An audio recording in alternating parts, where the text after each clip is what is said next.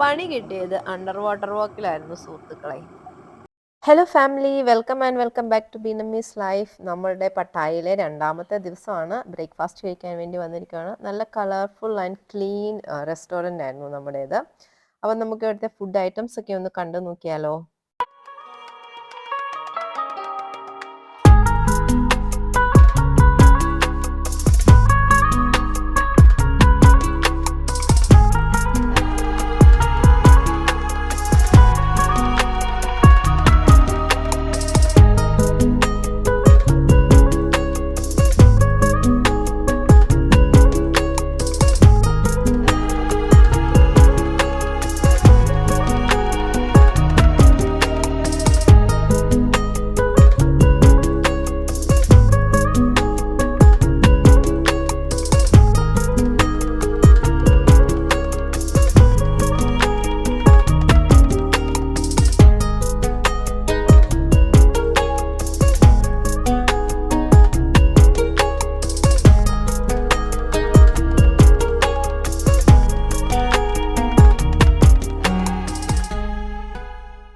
ഞാനിന്ന് ബ്രേക്ക്ഫാസ്റ്റിന് കഴിച്ചത് കുറച്ച് ഫ്രൂട്ട്സും ക്യാരറ്റും ഓംലെറ്റും പിന്നെ കുറച്ച് കോഫിയുമായിരുന്നു.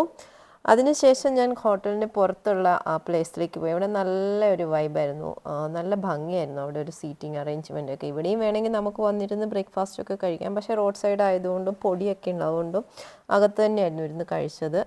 നിഷയും ഇച്ചും കൂടെ ഫുഡും ഒക്കെ കഴിച്ചിട്ട് വന്നതിന് ശേഷം ഞങ്ങൾ ഇവിടെ നിന്ന് കുറച്ച് ഫോട്ടോസും വീഡിയോസും ഒക്കെ എടുത്തു. നല്ല ഒരു രസമായിരുന്നു ഇവിടുത്തെ ഫോട്ടോസിൻ്റെ ആ കളേഴ്സൊക്കെ കാണാൻ വേണ്ടിയിട്ട്. ബ്രേക്ക്ഫാസ്റ്റ് കഴിഞ്ഞ് ഞങ്ങൾ നേരെ പോയത് കോറൽ ഐലൻഡിലേക്കായിരുന്നു. ഇന്നത്തെ ഞങ്ങളുടെ ആക്ടിവിറ്റീസ് എല്ലാം കോറൽ ഐലൻഡിനെ ബേസ് ചെയ്തിട്ടുള്ളതാണ്. അപ്പോൾ ഇന്ന് നമ്മൾ ഓൾമോസ്റ്റ് എല്ലാ ആക്ടിവിറ്റീസും ചെയ്യാൻ വേണ്ടിയിട്ടുള്ള പ്ലാൻ ചെയ്തിട്ടാണ് ഇറങ്ങിയിരിക്കുന്നത്. ഇവിടെ പാരാസെയിലിംഗ്, അണ്ടർ വാട്ടർ വാക്ക്, പിന്നെ ജെറ്റ് സ്കീ, ബനാന ബോട്ട് എല്ലാം ഉണ്ട്. എല്ലാം കൂടി ഒരു കോംബോ ആയിട്ട് എടുക്കുവാണെങ്കിൽ ഒരാൾക്ക് 2500 ബാത്തായിട്ട് ചെയ്യാൻ വേണ്ടി പറ്റും. അപ്പോൾ നമ്മളങ്ങനെ ഒരു കോംബോ എടുത്തിട്ടാണ് പോകുന്നത്. ഇവിടെ എത്തിക്കഴിയുമ്പം ഇവിടെയുള്ള മെമ്പേഴ്സ് നമ്മളെ പ്രിപ്പയർ ചെയ്യും, ജാക്കറ്റ്സും പിന്നെ സേഫ്റ്റി ബെൽറ്റ് അങ്ങനെയുള്ള എല്ലാം ഇട്ടിട്ട്. അതിനുശേഷം നമ്മൾ ഇവിടെ ക്യൂ നിൽക്കണം. അത് കഴിയുമ്പോൾ ഓരോരുത്തരെ ആയിട്ടാണ് അവർ കയറ്റി കൊണ്ടുപോകുന്നത്. ഞങ്ങളുടെ ഗ്രൂപ്പ് എല്ലാം ഇവിടെ ഇങ്ങനെ പ്രിപ്പയർ ആയിട്ട് ഹാപ്പി ആയിട്ട് നിൽക്കുവാണ്. ഏറ്റവും വലിയ സന്തോഷം എന്ന് പറഞ്ഞു കഴിഞ്ഞാൽ ഞങ്ങളുടെ ഇച്ചുക്കുട്ടൻ ഒന്നിൽ നിന്നും പിന്മാറാതെ അവൾ മുമ്പിൽ തന്നെ എല്ലാത്തിനും നിൽക്കുന്നുണ്ട്. എല്ലാ സാധനത്തിലും അവൾ കയറാൻ വേണ്ടി റെഡി ആയിട്ട് നിൽക്കുന്നത്. അവളുടെ കൂട്ടത്തിൽ ഒരു ആളും കൂടെ പോകുന്നുണ്ട്. നമ്മളൊക്കെ ഒറ്റയ്ക്കാണ് പോകുന്നത്. ഭയങ്കരമായിട്ട് എൻജോയ് ചെയ്തായിരുന്നു. എനിക്കാണെങ്കിൽ ഇതൊക്കെ ആദ്യത്തെ തവണ വന്നപ്പോൾ എനിക്ക് ഭയങ്കര പേടിയായിട്ട് ഞാൻ കയറാതിരുന്ന ഒരു സംഭവമായിരുന്നു. പിന്നെ ഇപ്രാവശ്യം കയറി കഴിഞ്ഞപ്പോൾ എനിക്ക് ഭയങ്കര സന്തോഷമായി.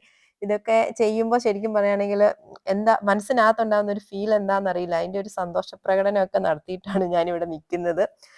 പിന്നെ ഇതിന് ശേഷം നമ്മളെ അണ്ടർ വാട്ടർ വാക്കിനാണ് കൊണ്ടുപോകുന്നത്. കടലിനടിയിലേക്ക് പോയിട്ട് അവിടെ നമ്മളിങ്ങനെ വാക്ക് ചെയ്യും എന്നാണ് പറഞ്ഞത്. അതിനും നമ്മൾ പോകുന്നുണ്ട്.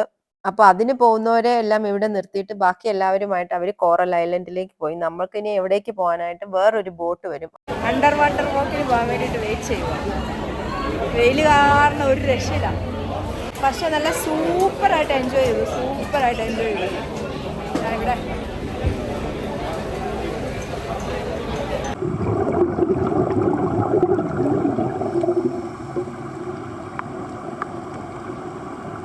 അണ്ടർ വാട്ടർ പ്രതീക്ഷിച്ചത്ര സാറ്റിസ്ഫൈഡ് ആയിരുന്നില്ല. കാരണം ഒത്തിരി ഡീപ്പ് നമ്മൾ പോയെങ്കിലും അതിന്റെ അടിയിൽ അതുകൊണ്ട് കോറലിന്റെ ഒക്കെ ഫ്രണ്ടിൽ നിന്ന് ഫോട്ടോ എടുക്കും, വീഡിയോ എടുക്കും എന്നൊക്കെയായിരുന്നു പറഞ്ഞത്. ആക്ച്വലി അവരവിടെ ഒരു ടേബിളിൽ കോറലിന്റെ ഒരു പീസ് എടുത്തുകൊണ്ട് വെച്ച് സെറ്റ് ചെയ്തിട്ടുണ്ടായിരുന്നു. അതിന്റെ പുറകെ നിർത്തിയിട്ടാണ് നമ്മളുടെ പിക്ചർ എടുക്കുന്നത്. ഞാൻ അങ്ങനെയൊന്നും ആയിരുന്നില്ല പ്രതീക്ഷിച്ചത്. ഞാൻ വിചാരിച്ചു ഇതിന്റെ അടിയിൽ ഭയങ്കരമായിട്ട് കോറൽസ് ആയിരിക്കും, അവിടെ നിന്നിട്ടാവും നമ്മൾ അതിനെയൊക്കെ കാണും, എന്താ പറയാ അതിന്റെയൊക്കെ കൂടെ നിന്ന് ഫോട്ടോ എടുക്കും എന്നൊക്കെയുള്ള വിശ്വാസത്തിലായിരുന്നു. പക്ഷെ അതൊന്നും നടന്നില്ല. അപ്പൊ അതിന്റെ ഒരു സങ്കടത്തിലായിരുന്നു പിന്നെ കോറൽ ഐലൻഡിലേക്ക് വന്നത്.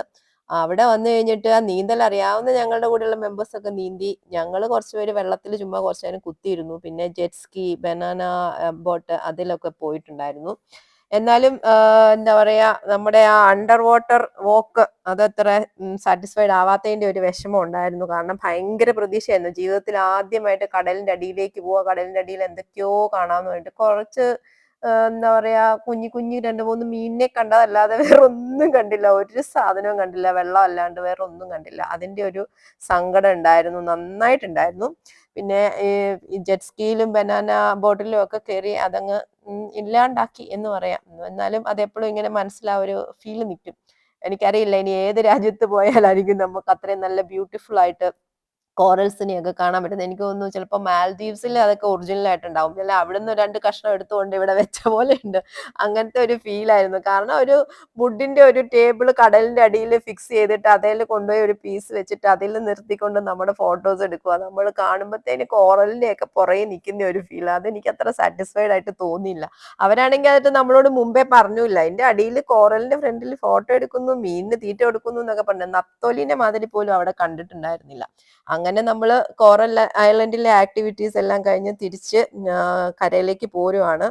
അപ്പോൾ ഞാനിപ്പോ വന്നിട്ട് ബോട്ടിന്റെ ഫ്രണ്ടിൽ തന്നെ വന്നിരുന്നു. അവിടെ അപ്പൊ ഭയങ്കരമായിട്ട് ചാട്ടം, നന്നായിട്ട് ചാടും. അതുകൊണ്ട് ഫോണൊക്കെ കൈ പിടിച്ചിട്ട് നമുക്കൊന്നും ചെയ്യാനൊന്നും പറ്റില്ല. ചിലപ്പോൾ ഫോണൊക്കെ തെറിച്ച് വെള്ളത്തിൽ പോവോ ഇല്ലയോ എന്ന് പോലും നമുക്കറിയാൻ പറ്റൂല.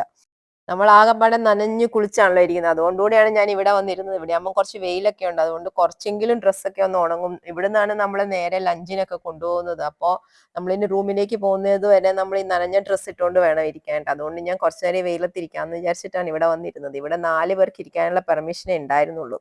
അപ്പം ഞാനും കൂടെ ഇവിടെ വന്നങ്ങ് ഇരുന്നതാണ്. ഇവിടുന്ന് ഞങ്ങളെ കൊണ്ടുപോയത് ലഞ്ച് കഴിക്കാൻ വേണ്ടിയിട്ടായിരുന്നു. ലഞ്ച് കഴിച്ചതിന് ശേഷം ഞങ്ങളെ ഹോട്ടലിൽ ഡ്രോപ്പ് ചെയ്തു. ഇനി ഈവനിങ്ങിൽ ഞങ്ങൾ സാങ്ച്വറി ഓഫ് ട്രൂത്ത് കാണാൻ വേണ്ടിയിട്ട് പോകുന്നുണ്ട്. അത് ഞങ്ങളുടെ ഈ പാക്കേജിനകത്ത് ഉൾപ്പെട്ടതല്ല. ഞങ്ങൾ സെൽഫായിട്ട് ടാക്സി എടുത്തിട്ട് പോവുമായിരുന്നു.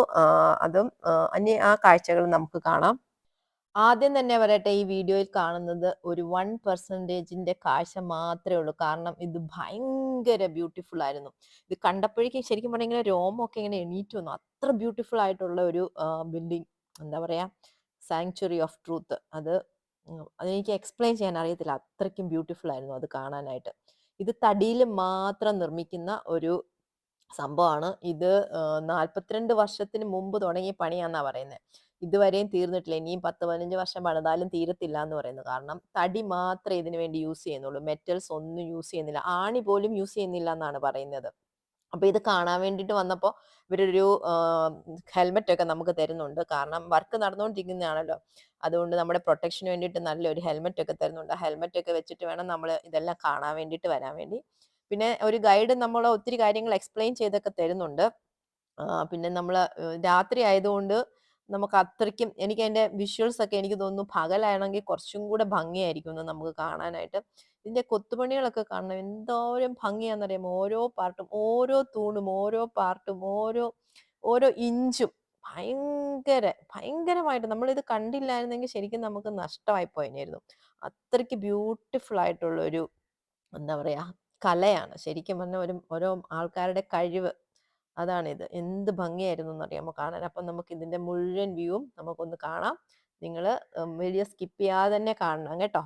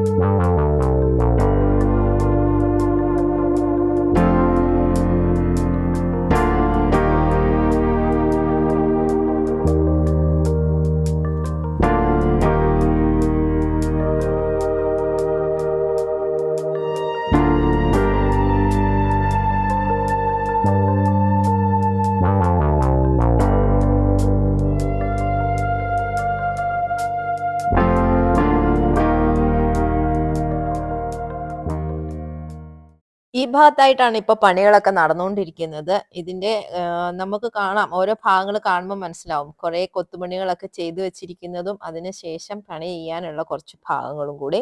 ഇതുപോലെ കുറെ ഭാഗങ്ങൾ വേറെ ഉണ്ട്. നമ്മൾ ശരിക്കും പറയുകയാണെങ്കിൽ ഈ ഒരു സമയത്തൂടെ നടന്നു കഴിഞ്ഞിട്ടുണ്ടെങ്കിൽ ഇത് മുഴുവനായിട്ട് നമുക്ക് നടന്നു തീർക്കാൻ പറ്റില്ല. കുറേ ടൈം എടുക്കും നമ്മൾ നടക്കാൻ. കാരണം ഇത് വിശാലമായിട്ട് 4 സൈഡിലേക്ക് ഇങ്ങനെ നീണ്ടു കിടക്കുന്ന ഒരു സൃഷ്ടിയാണ്. നല്ല ഒരു അത്ഭുതം നിറഞ്ഞ ഒരു സൃഷ്ടി. അതിന്റെ ഒരു മിനിയേച്ചറാണ്. ഇവിടെയും വർക്ക് നടക്കുന്നുണ്ട്.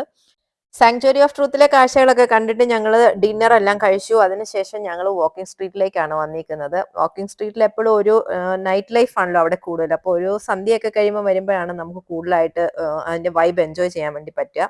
അപ്പം നമുക്ക് നേരെ വാക്കിംഗ് സ്ട്രീറ്റിലേക്ക് പോവാം.